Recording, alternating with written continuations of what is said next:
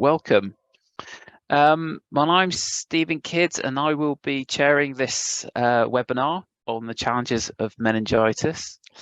So thank you for tuning in. I hope you've managed to get in and don't have any technical difficulties. So thanks to Biomeria for facilitating this educational session, and thanks to my fellow speakers, Dr. Jayne Ellis and Dr. Robin Trainer. We'll be presenting 3 talks. At the end of each session, we'll have time for questions, and then we'll have more time at the end for questions to the panel. You'll be able to submit questions in the chat or the Q&A, or you can put your hand up. So, meningitis. It's a very kind of evocative, emotive theme in medicine, particularly around the public, has a lot of high profile in the media, particularly when things go wrong. We've seen those images of patients who have become very unwell, had been misdiagnosed, been mistreated, and become very sick very quickly. And particularly children, adolescents are often affected by this, particularly those that are in the media.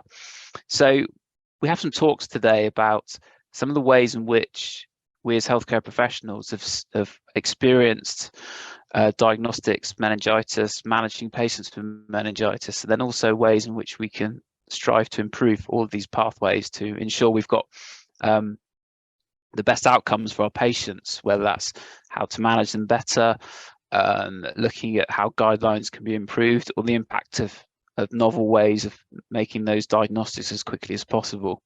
Because in meningitis, you know, that diagnosis and getting people onto the most effective treatment can make such a big difference.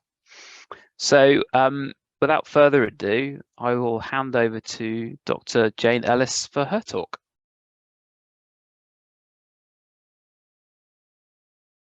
Good afternoon. My name is Dr. Jayne Ellis, and I'm delighted to share the results of the National Audit of Meningitis Management, the NAM study, with you today. I'm presenting this work on behalf of my collaborators, and thank you very much for the invitation. So community-acquired bacterial meningitis is now a rare medical emergency within the UK, with an estimated incidence of 1 per 100,000 of the population amongst adults in England. The mortality associated with community-acquired bacterial meningitis, however, remains high, up to amongst 30% amongst those with acute pneumococcal meningitis. In the context of low incidence but persistently high mortality, it is therefore essential that frontline clinicians have a high index of suspicion and a good knowledge of evidence-based guidelines to save lives and improve outcomes. In 2016, the UK Joint Specialist Societies published evidence-based guidelines on the diagnosis and management of acute meningitis. We conducted a retrospective cohort study with 2 core aims. The first aim was to assess current clinical practice regarding diagnosis and management of adult patients with suspected community-acquired meningitis in the UK. Our second aim was to identify potential areas for improvement in clinical practice. Hospitals were invited to take part via one of 3 key routes. We utilised the National Infection Trainees Collaborative for Audit and Research Network, the NICCAR network.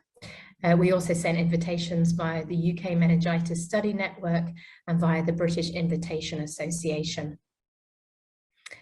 Amongst participating hospitals, eligible patients were identified via hospital coding data, laboratory data, or a combination of both. Our inclusion criteria for this study were as follows. We recruited adult patients who were older than 16 years, presenting to hospital in 2017. Patients had to have a CSF white cell count greater than 4 times 10 to the power 6 cells per litre and a clinical suspicion of meningitis. Or in patients with symptoms and signs of meningitis with a significant pathogen in the CSF or blood, regardless of CSF leukocyte count. These definitions are as per previously published guidelines. The following patient groups were excluded from these from this study. So patients with cryptococcal meningitis, patients with TB meningitis, patients with nosocomial meningitis, and patients with evidence of encephalitis. We evaluated clinical practice against 30 audit standards. The audit standards were taken from one of two sources. The primary source was the 2016 UK Joint Specialist Society's guidelines on the diagnosis and management of meningitis in immunocompetent adults. The second source was standards in microbiological investigations on the processing of cerebrospinal fluid. Data were collected using an electronic case report forms using REDCap, and all data were anonymized and recorded using a unique participant identification number. The following pre-specified analyses were conducted. Baseline demographics, clinical and laboratory parameters were summarized, and then for each audit standard, the number of patients as a proportion of the total cohort who received clinical care in line with the audit standard was reported. Logistic regression analyses were used to identify potential risk factors associated with poor outcomes amongst the cohort. We identified 1,471 patients from 64 hospitals throughout the UK and Ireland who met our eligibility criteria. Recruiting hospitals ranged from small district general hospitals to large teaching hospitals. And overall, the hospitals who took part in England comprised 45% of the total acute bed base in England. Let's have a look at the overall cohort characteristics. So overall, 57% were female, with a median age overall of 34 years, with an interquartile range of 26 to 49 years. 42% of our cohort had confirmed viral meningitis, 21% had confirmed bacterial meningitis, and 37% met our eligibility criteria but had no causative pathogen identified. These are classified herein as patients with meningitis of unknown etiology. Having a closer look here at the causative pathogens, amongst those with confirmed acute bacterial meningitis, Streptococcus pneumoniae and Neisseria meningitis were the most common bacterial pathogens. Pneumococcus accounted for 57% of all cases amongst patients with confirmed acute bacterial meningitis, and meningococcus accounted for 25%. Haemophilus influenza was found in only 14% of cases. Enteroviruses were the most common viral pathogens, occurring in 69% of all those with confirmed viral meningitis. Herpes simplex 2 was the second most common viral pathogen, detected in 16% of viral cases. Overall, inpatient mortality was low within this cohort, occurring in only 3%. This was, however, significantly higher in those with acute bacterial meningitis at 13%, and particularly amongst those with pneumococcal acute bacterial meningitis, in whom inpatient mortality was 16%. In those with confirmed viral meningitis, inpatient mortality was 0.3%, and amongst those with meningitis of unknown etiology, inpatient mortality was 1.4%. 53% of patients with confirmed bacterial meningitis required admission to the intensive care unit. Overall, adherence with the audit standards was suboptimal. We evaluated 30 audit standards and none were adhered to 100% of the time. In 2/3 of the standards, adherence was less than 50%. The first audit category that we looked at was pertaining to the immediate management of patients with suspected meningitis. 22% of patients had a blood culture taken within 1 hour of arrival to the hospital. 14% of patients had antibiotics started within 1 hour of arrival to hospital as per recommended guidelines, and only 0.5% had a lumbar puncture and LP performed within 1 hour of arrival at hospital. In fact, the median time from admission to lumbar puncture was 16.5 hours with an interquartile range of 8 to 27 hours. It's probable that these major delays were influenced by the high proportion of patients who received unnecessary brain imaging prior to lumbar puncture. 94% of our participants had neuroimaging prior to lumbar puncture, of whom only 93% had a guideline specified indication for neuroimaging prior to lumbar puncture. The second category of audit standards was pertaining to the use of appropriate diagnostics for patients with suspected meningitis. Only 14% of patients had a pneumococcal PCR conducted on blood, and only 16% had a meningococcal PCR conducted on blood. Similarly, just under 1/3 of patients had a pneumococcal PCR or a meningococcal PCR performed on their CSF. When we consider that the median time from admission to antibiotics was 2.7 hours compared to the time from admission to lumbar puncture of 16.5 hours, it's likely that the underuse of these important molecular PCR diagnostics led to an increased proportion of patients not receiving a microbiologically confirmed etiological diagnosis. This may subsequently result in increased use of antibiotics, prolonged admission times, and prolonged healthcare costs.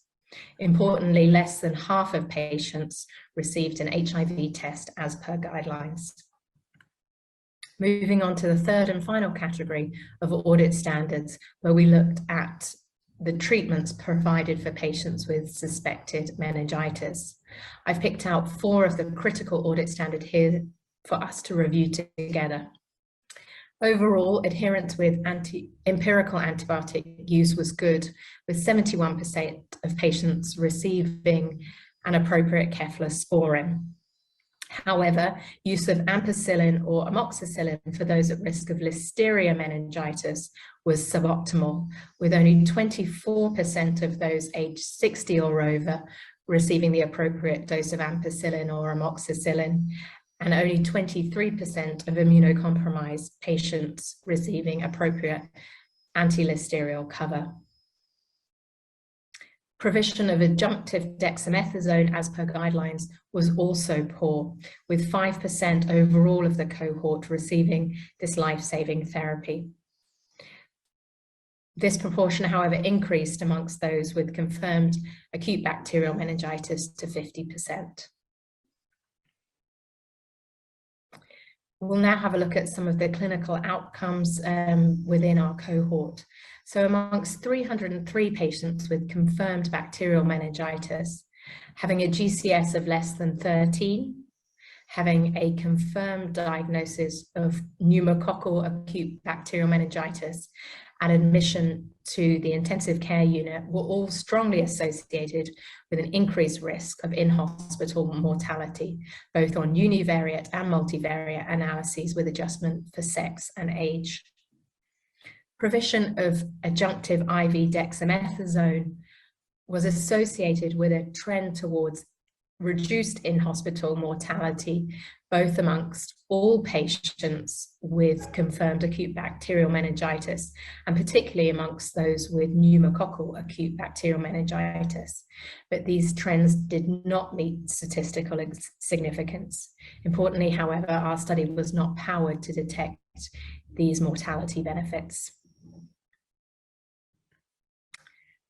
So in conclusion, we evaluated the clinical management of 1,471 adults with community-acquired meningitis throughout the UK and Ireland. For the majority, the clinical care currently being delivered is not in line with current UK guidelines. This is of most concern for patients with acute bacterial meningitis, for whom life-saving evidence-based interventions are not being routinely provided. These analyses have clearly identified some critical areas for improvement.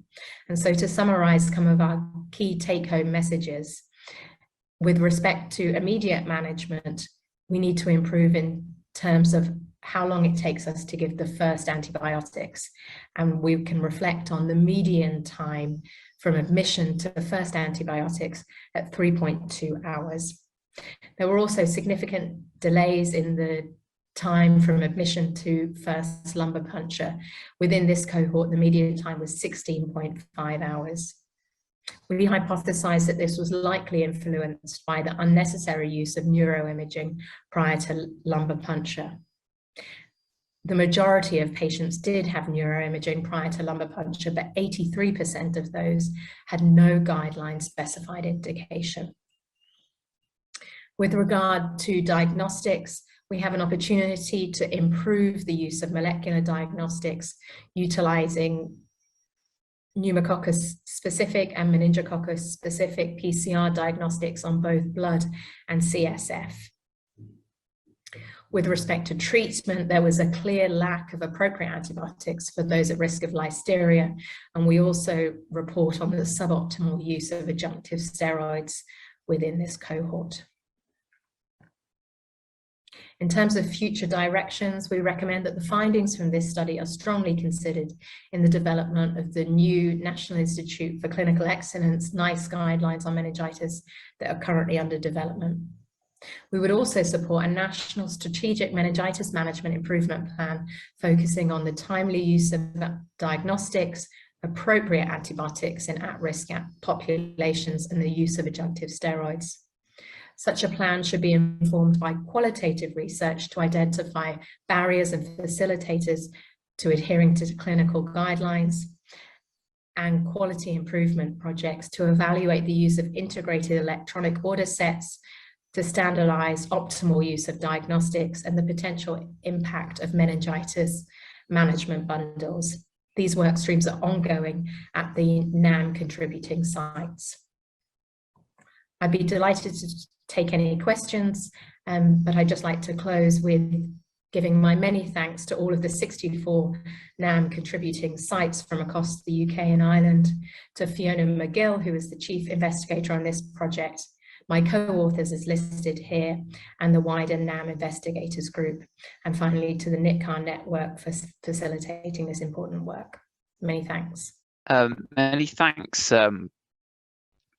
Dr. Ellis. That was really, really informative. So we have a few pre-submitted questions. So if I could get you to comment on, obviously you made some recommendations at the end from the findings, which are all very interesting. What plans are there to interact with NICE regarding the NAM findings? Great, thanks very much, Stephen, and good evening, everyone. Joining from Uganda, hopefully my work is going to be able to maintain to answer these questions. So in terms of engagement with NICE, we've provided NICE with the raw data from the audit, and Professor Rob Heidemann from the Hospital of Tropical Diseases, who was one of the senior authors on this paper and these analyses, is part of the guideline committee.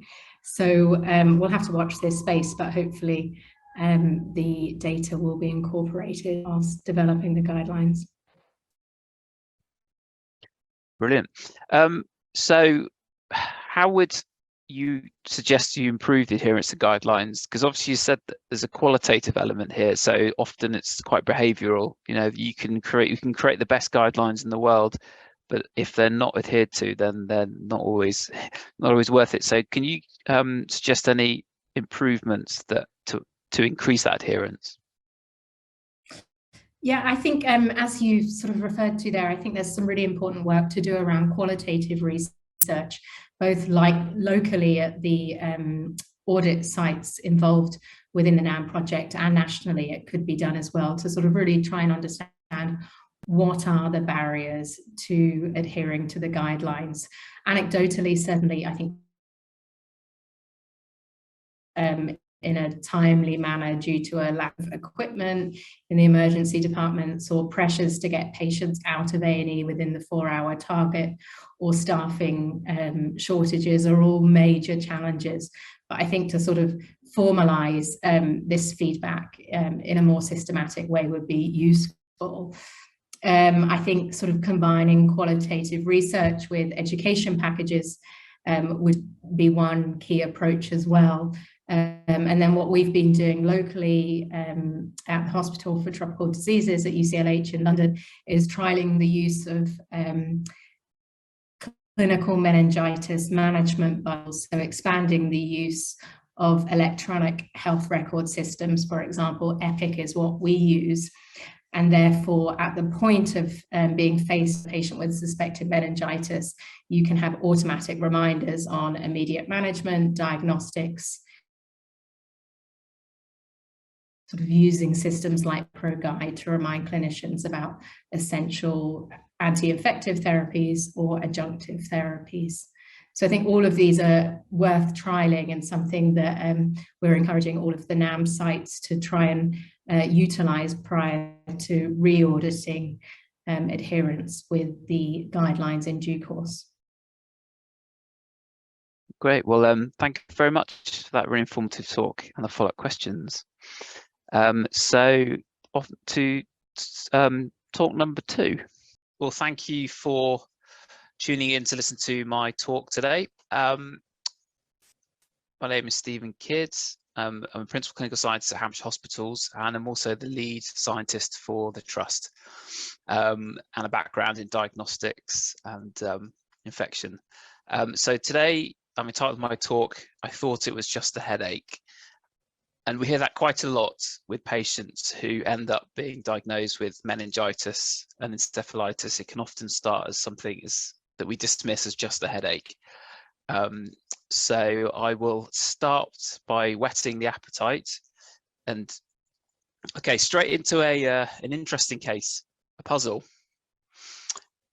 This happened in summer 2022. We had a 77-year-old female tourist from the USA who travelled to Italy and was there for a week, and then came to visit some friends not far from us in Winchester. She'd been unwell for a few weeks with a sore throat and a kind of upper respiratory tract infection, the kind of thing we would dismiss and have all the time. And so she kind of soldiered on because she was on holiday and didn't want to miss out on the things she was doing. So she just took a couple of days being relatively quiet in a hotel, lessened her activities a bit, but still carried on. And then she was due to meet a friend who came to call on her in the hotel and found her in the hotel mute and confused. And she had a temperature, and she was taken to ED where they measured it. It was 39 degrees. She wasn't septic, but she had some acute ear pain, but it's essentially pretty unremarkable. No rashes, no SRs, she had an elevated CRP, white cell count was 11, mostly neutrophils, but again, not a great deal to alert us to how sick she actually was. Well, due to her confused state, she was started on our meningitis encephalitis empirical treatment of ceftriaxone, acyclovir, and vancomycin was added in because of her travel and a potential acquisition of maybe a pen-resistant strep pneumo, which can be seen in the southern Mediterranean, what have you. So a whole load of investigations were ordered and imaging, and she had her LP. Okay, so I've whetted your appetite. I'll now introduce the rest of the talk, and we'll get back to that interesting case. So I'll give you an introduction as to kind of who we are in our clinical infection team, kind of where we got to where we are now, kind of introducing new diagnostics around diagnosing meningitis in rapid turnaround times, and then talk about this case further and some other interesting cases that we've had a real impact with rapid diagnostics. So it's good to get a bit of a flavour for who we are and the hospitals which we work with and who we look after, particularly in regards to infection. Obviously, everyone's hospital setups are different, and a lot of hospitals are moving away from maybe traditional microbiology services on all the sites to more hub and spoke. But it's important, and we've shown it's important to still retain some of those abilities to diagnose acute infections at the sites in which they're presented. So we have 3 sites. It's Hampshire Hospitals Foundation Trust, and it's made up of hospitals in Basingstoke, Winchester, and a small kind of outpatient rehab hospital in Andover. About 950 beds roughly, about 26 high dependency beds. And our main microbiology setting is on the Basingstoke site, but we do have some rapid satellite labs also at Winchester Hospital, which is important, and I'll get back to that later in the talk. So, you know, we all want to work at the cutting edge, and we all want to bring the best innovations that can help support how we manage the patient experience, patient flow, and improve the outcome of our patients that we come into contact with in our hospitals and our clinical practice.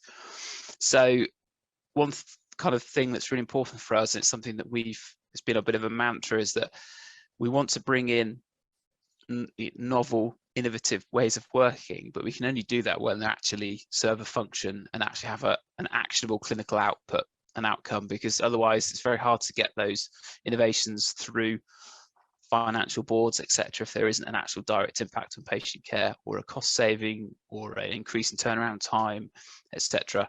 So it's always important that we assess those when we bring in these new technologies. And in terms of today's talk around meningitis and encephalitis, which, you know, in terms of the way they present, you have to act on them very fast. And for many of the forms of meningitis, particularly bacterial meningitis, some of the viral encephalitis, if you start prompt treatment, it can make a big difference in outcome as opposed to the delays. And sometimes, you know, those mild headaches can be dismissed initially and actually be quite serious in the end for patients. So for us, when we were looking at improving our meningitis encephalitis pathway in terms of those rapid diagnostics on the CSF, cerebral spinal fluid, that's taken for patients who present with those symptoms, we obviously are looking at the analytical part of the pathway. We like to break down our pathway to look at the pre-analytical, analytical, and post-analytical, because if you can incrementally improve all the aspects of your pathways, then you can actually see a big impact at the end. And this is often how we break it down. And so today we're talking about the analytical side of things, actually the testing in the laboratory, and how that can be really impactful if we do it really rapidly compared to normal traditional ways of analysing CSF. So as you can imagine, because of the seriousness of these infections on the outcomes of patients, a lot of them are driven by guidelines about how we manage those empirically. So if people have a high suspicion of a bacterial meningitis, they'll get those antibiotics, like the lady in the first case I presented, or if they're delirious or acute confusion, they'll get antivirals for encephalitis, etc. This is all governed by guidelines, and these are snippets of the BIA, British Infection Association guidelines for managing these people who present with these meningeal kind of encephalitic pictures. And often an LP, so lumbar puncture, an analysis of the CSF is really key to helping to diagnose exactly what's caused evasion. And this leads into the type of testing that we like to do. So often it is in the pathway to analyze the CSF. And traditionally there'll be multiple modalities of testing. So we look at either, can we see the bugs under a microscope in the CSF? Can we grow the bacteria? What are the white cells looking like? Obviously, the biochemical analysis, looking at the proteins, sugars, etc., are also helping to maybe indicate what's causing it. But often treatment has already been started, and there is a key element to rapid diagnostics as well, because antimicrobial stewardship is also important. So if we can show that this is not caused by some of the really deadly pathogens, then sometimes the treatment can be rationalized, so we can stop using these antibiotics and antivirals more rapidly than traditionally waiting for 24, 48 hours for results, again, which is also important. So these are kind of the traditional ways in which we would normally look at the kind of differential diagnosis when looking at the CSF. And it's also important to note that we can't always get a CSF from these patients, especially if we have to wait for imaging. Sometimes they might be too sick to have an LP. So we have to obviously rely on other things as well. But if we do, these are some of the things we look at, and they can give us an indicator. But again, there's always a slight, certain bugs will not fall into all these simple categories. So we need to ensure that sometimes we can have other ways of detecting them. And that's why rapid molecular diagnostics of big panels is really particularly helpful. And it's why we were looking to implement particularly the BioFire film array meningitis encephalitis assay. And we introduced ours, how long ago? 3 years ago, pre-COVID, BC, before COVID. And it seems a long time ago now, as I'm sure you all imagine. And implementing these, we've got to show a number of reasons for doing it. So do we improve in diagnostic turnaround, improve antimicrobial stewardship? So those who aren't familiar, it's just ensuring that we use the right antimicrobials for the right, as rapidly as possible, for the right length of time, and to use the specific ones for that pathogen. And because all treatments can have side effects. And the other thing is, does the type of testing we want to bring in fit into our pipeline, or do we have to radically change what we're doing, which sometimes can be difficult. And as with the want and the kind of a syndromic panels that are now becoming quite popular, it does give us a way in which we can target a number of the potential causes of these presentations in one go. And it's really, really helpful and can be very powerful. And it's really important to note that we remember that there can be other things that cause these, not just all of these, but these will hit the majority, which is why we were looking to bring this in.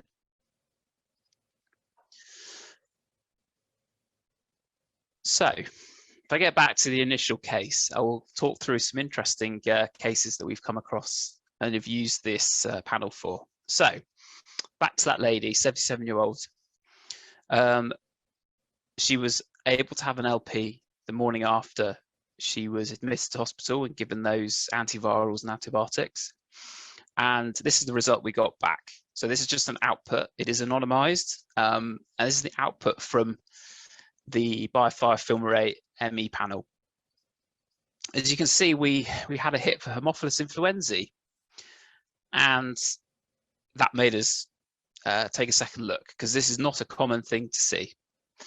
I was speaking to colleagues of mine who have been practicing for many years and never seen a case of Haemophilus influenzae meningitis. So of course, if you're not expecting something, then you sometimes have to think, is it real? We've never seen this. So we continue to investigate, and a repeat LP was ordered. And yeah, it's rare, because obviously there has been a very successful vaccination campaign against Haemophilus influenzae, particularly obviously type B.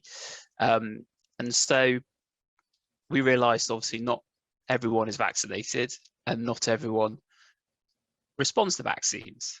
But what was really interesting was then, not long after this, the patient's blood cultures that were taken on admission flagged positive, and they flagged and ID'd via moldy typing H. influenzae. So this, gave us a reasonable assurance that this was the causative agent. And then with the imaging, she had a pyogenic ventriculitis and mastoid fluid that is kind of in keeping with pneumococcal and Haemophilus meningitis. So that was really interesting. This then enabled us to rationalize her treatment, stopping the antivirals, stopping the vancomycin, and rationalizing her to ceftriaxone, which has a good, and this was fully sensitive Haemophilus, so we're able to rationalize down to just from 3 to 1 agent really rapidly and give us something that we wouldn't necessarily have believed at the beginning.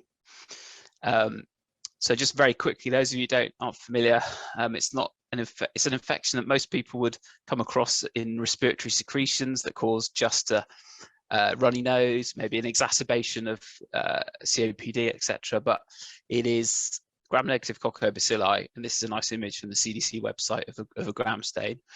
And the reason why we don't see it very often presented as meningitis is because of the Hib vaccination program in childhood vaccination programs is incredibly effective, and it's brilliant we don't see it very often, because it used to be a horrible disease that caused a huge amount of mortality in children before the vaccines took hold. So that's a particularly good vaccine, good vaccine story. So I'll just go on to a couple of other things. And obviously you saw in that big panel, it has bacteria and it has viruses as well as a yeast. But we also get, obviously, bacterial meningitis can be very acute. Patients get very sick and can die very quickly if not treated. But also you can get viral meningitis, which can cause a tremendously awful headache and a lot of photophobia, but in a usually healthy individual can resolve itself. But occasionally we'll also get those same bugs, if they get into the wrong place in the brain, can cause horrible encephalitis, which is more inflammation in different areas of the brain as opposed to inflammation of the meninges. So we had this 79-year-old gentleman, and this just want to highlight the usefulness of having a rapid assay. He's presented to our emergency department with meningism, acute confusion and fever. Again, so we started on our empirical therapy, and because he was an elderly gentleman, he was given amoxicillin as well to help have activity against listeriosis, which can cause meningitis in some people elderly or have other comorbidities. And again, we did the LP positive for HSV2, so herpes simplex virus number 2, which is one of the major causes of encephalitis, although it is a rare disease presentation. But what's interesting is you can see from this is the other back end of the guidelines I presented earlier. The guidelines like you to retest the CSF using molecular diagnostics to see when it becomes negative, because that can affect the treatment duration. And so he completed the normal course, but he was slow to resolve, and he had a persisting HSV DNA in his CSF. So we had another further week of treatment. So he'd been in for 3 weeks, but had some mild deficits. And these deficits were seen when we went onto the ward to see him and also asking him some kind of his housekeeping questions. And he couldn't always remember where he lived or who the Prime Minister was, etc., etc. And so he still had some, it wasn't quite back to baseline. And he had a persistently positive CSF from the biofire. So what we did, we desperately wanted to go home. So we ambulated him at home on an oral valacyclovir, and we got him in once a week to collect his CSF to look at his therapeutic drug monitoring to see, and PCR to see if there was drugs getting in at the right levels and also whether he's still positive. And 3 more weeks he had to have, and he became negative and made a full recovery. And we showed that response to treatment with the biofire film array meningitis panel, which is really helpful. So yeah, just again, very briefly, HSV 1 and 2 do the most common causes of encephalitis, but it's a pretty rare phenomenon, but can be more common if in immunocompromised patients. And this is just some imaging, further imaging of what an MRI looks of confirmed encephalitis. You see the inflammation here. And again, if you don't treat quickly, it can be quite horrendous for the patient. Okay, very quick one. So you saw there was also other targets on there, and so it's ophthalmic shingles, which is obviously caused by VZV. And this just gives I've got a couple of timelines of how quick having this information makes a difference. So 10 o'clock LP was done in the morning, 95% lymphocytes, which kind of leads us to potentially something viral. Treated with chloramphenicol, Cetrim, and acyclovir. You see this is slightly different because the patient was penicillin allergic. Assay was done. We got it. So went to biochemistry, comes to us at 4, and then by 4 o'clock we just showed that vis-a-vis DNA was in the CSF, which is causing that problem. So antibiotics were stopped. So we were able to rationalize down. So there's our stewardship impact of rapid diagnostics. Again, another one. So this is particularly good is that because the BioFire film array is so easy to use, it can be done outside of hours by maybe some of our colleagues who aren't as au fait with molecular diagnostics, who wouldn't necessarily be able to do a more manual process. So 1 o'clock in the morning, on-call BMS gets called, CSF comes from peds, little neonate, little baby, given cefotaxime acyclovir. So this is slightly different because of the age of the child. No bacteria seen. So, okay, is this a viral meningitis? And positive for enterovirus. Now, this is very common in young children, and it means that there is no treatment that is common. So there are antibiotics and the acyclovir is stopped. So a big impactful thing, because we don't want to be giving a very small child antivirals and antibiotics if we can avoid it. So this shows you how rapid diagnostics can have an impact on stewardship and reducing the time in which a neonate is exposed to antimicrobials.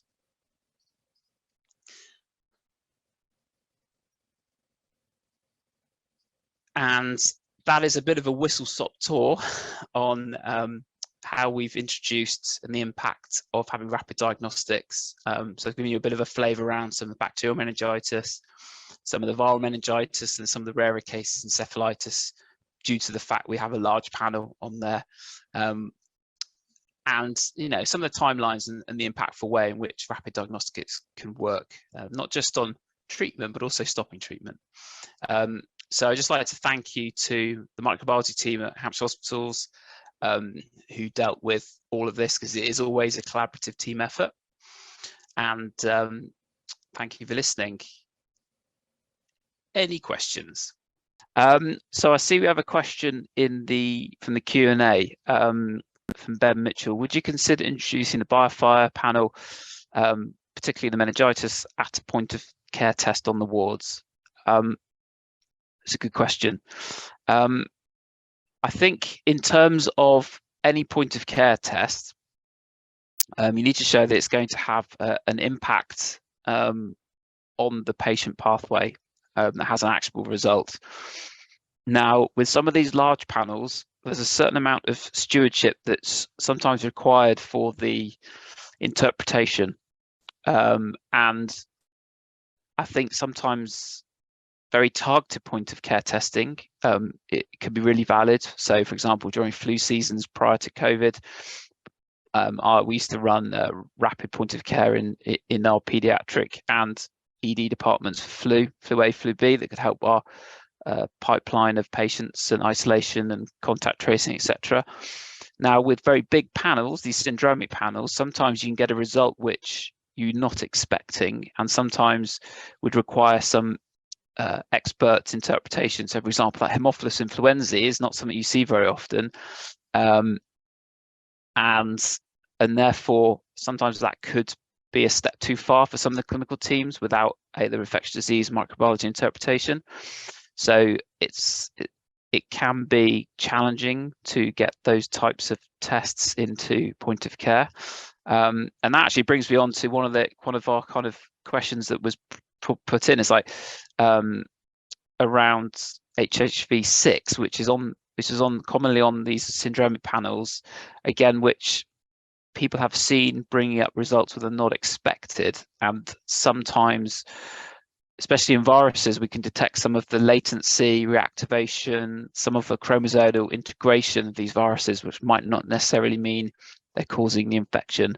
I think the Columbia group a couple of years ago did a really good paper on looking at HHV6, which I probably, if it had been in a point of care, could have caused a lot of over treatment in certain areas. So I think it's very much dependent on what the answer is, the question you're answering, and it's a very specific type ways in which you can diagnostics, improvement of guidelines, understanding why guidelines aren't followed, judicial use of anti-infective agents, and ensuring that we manage patients as timely as possible with the right pathways are really crucial to managing meningitis and obviously encephalitis, which is a little bit rarer.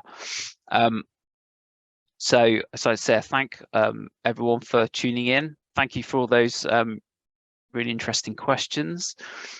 We hope we managed to answer them to your satisfaction. And what we'll do now is, I believe there is a final slide, which is a QR code with some feedback and some further information, and maybe some follow-up questions. If you suddenly remember a burning question after this is finished, you can send to us and we can hopefully reply for you.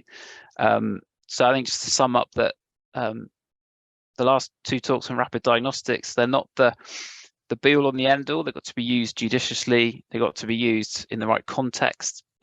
When we look to improve these pathways, we've got to look at the whole end-to-end process, from the guidelines, which Dr. Ellis was talking about, and potential new guidelines from NICE that are coming out, the behavioural elements, which help us to manage those on the shop floor, understanding how they get to manage patients best and how the tools we can give them to ordering the right tests, ensuring they get the right antimicrobials as quickly as possible into these patients, and then improving the way we use diagnostics. Because remember, there's no point in ordering a test if you don't know what to do with the results. So just to wrap that up, say thanks very much to all my fellow speakers, and hope to see you soon. Thank you.